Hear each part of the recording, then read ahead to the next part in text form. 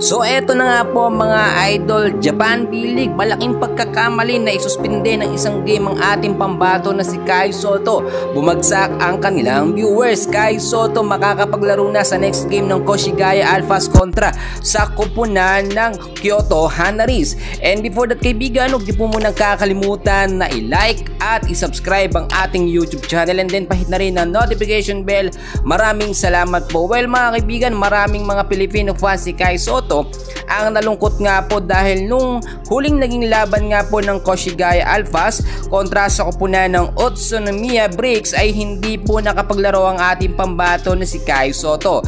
Dahil po yan sa kanyang naging suspension mga kaibigan, dahil nakita o nagkaroon siya ng tinatawag natin na unsportsmanship po na foul sa player sa huling naging laban nila. And kung titignan nyo mga kaibigan, hindi naman talaga dapat nabibigyan ng ganoong ejection ng ating pambato na si Kai Sotto o suspension ng isang game mga kaibigan dahil lumalaban at pinagtatanggol lamang ni Kai Sotto ang kanyang karapatan. Well, dahil nga po alam naman natin mainit ang ulo ng mga referee sa ating pambato na si Kai Sotto, hindi siya nakapaglaro ng isang game. Kaya naman na rin sa ating mga nakuhang update ay pinagsisisihan po ng Japan B-League ang pagsuspende nila sa ating pambato na si Kai Sotto.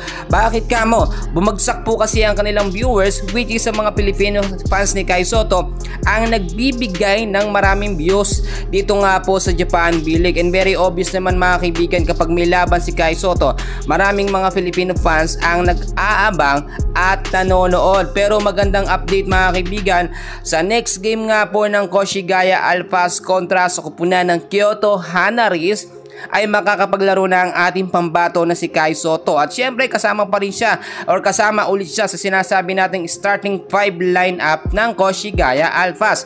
Kahit nga pong head coach ng Koshigaya ay nalulungkot dahil dapat kayang-kayang manalo ng Koshigaya Alphas kontra sa Utsunomiya Bricks kung merong depensa ng ating pambato na si Kai Sotto. Di kita yung last game nila which is 69 to 71 lamang po ang naging score. Wala kasing Kai Sotto, walang dumedepensa po ng maayos.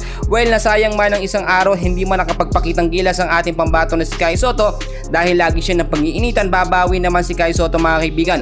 Ang kagandahan nito mga kaibigan ay nakapagpahinga pa ang ating pambato na si Kai. Sinasabi ng ilan, hindi daw pwede pang NBA, pero yung mga galawan ni Kai Sotto, hindi man lang nila napapansin na mas matindi pa ang mga baliyahan sa NBA mga kaibigan. Pero yung ganong kaninipis na mga hampas or tapik ni Kai Sotto or balya, hindi po yan tinatawagan ng foul mga kaibigan sa NBA.